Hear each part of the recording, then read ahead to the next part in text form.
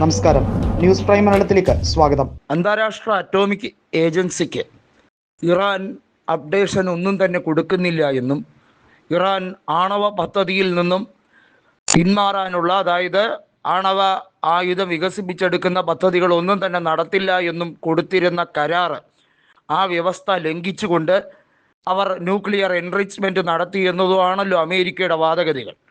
എന്നാൽ നമുക്കറിയാം, റഷ്യയുടെ ഇൻ്റർഫിയറൻസോടെ, ഇടപെടലോടെ ഇറാന് കുറച്ചുകൂടി കരുത്ത് വരുന്ന ഒരു സാഹചര്യമുണ്ടായിരുന്നു.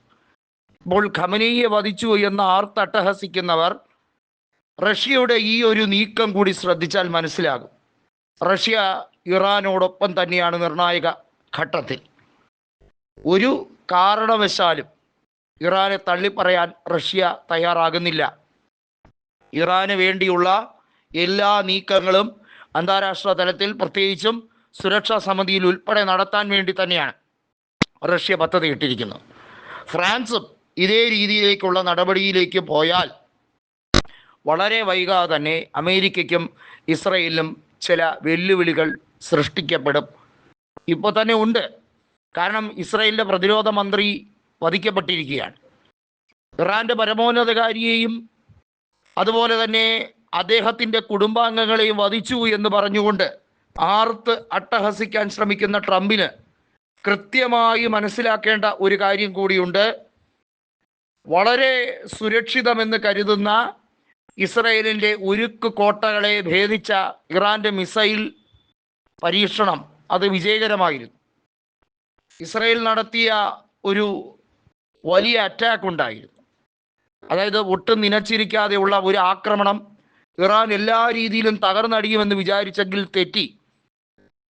നമുക്കറിയാം, 12 ദിവസം നീണ്ടുനിന്ന ഇറാനും ഇസ്രയേലും തമ്മിലുള്ള യുദ്ധം, അതിലൂടെ ഇസ്രയേലിന് നേട്ടമല്ല മറിച്ച് കോട്ടമാണ് ഉണ്ടായത് എന്നുള്ളത് ഇതുവരെയും എണ്ണി തിട്ടപ്പെടുത്താത്ത വലിയ ദുരന്തത്തിൻ്റെ കണക്കുകൾ ഇസ്രയേലിനെ സമ്മാനിച്ച ദുർദിനങ്ങൾ എത്രത്തോളം ഭീകരമാണ്, ഭയാനകമാണ് എന്നോർത്ത് മനസ്സിലാക്കുകയാണ് ഞാൻ തന്നെയാണ്.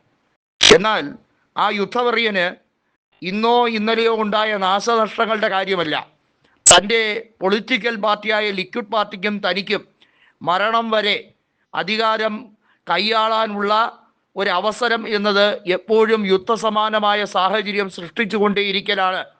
അതാകുമ്പോൾ പ്രധാനമന്ത്രി പദത്തിൽ നിന്നും ഒരിക്കലും നീക്കം ചെയ്യപ്പെടില്ല എന്നുള്ള ആത്മവിശ്വാസത്തിൻ്റെ പേരിലാണ് അദ്ദേഹം നിരപരാധികളായ മനുഷ്യരെ വീണ്ടും വീണ്ടും കൊത്തിനുറുക്കാൻ ശ്രമിച്ചുകൊണ്ടേയിരിക്കുന്നത്. ഫലസ്തീനികളെ, നിരായുധരും അബലരുമായിട്ടുള്ള മനുഷ്യരെ മുഴുവൻ കൊന്നു ചൂഷണം ചെയ്യുന്ന ഈ പിശാചിൻ്റെ മനസ്സുള്ള നെറികെട്ട ഭരണാധികാരിക്ക് കാലം കാത്തുവച്ചിരിക്കുന്നത് വലിയ മറുപടി തന്നെയായിരിക്കുമെന്ന് റഷ്യ ഇതിനോടകം തന്നെ വ്യക്തമാക്കി കഴിഞ്ഞിരിക്കുകയാണ്. റഷ്യൻ എംബസി ഈ കാര്യത്തിൽ ശക്തമായി അപലപിക്കുന്നു എന്നുള്ളത് മാത്രമല്ല, റഷ്യ ഇറാന് ഈ ദുർഘട നിമിഷം അതിജീവിക്കാൻ കഴിയട്ടെ എന്നൊരു സന്ദേശം കൂടി കൊടുക്കുകയാണ്.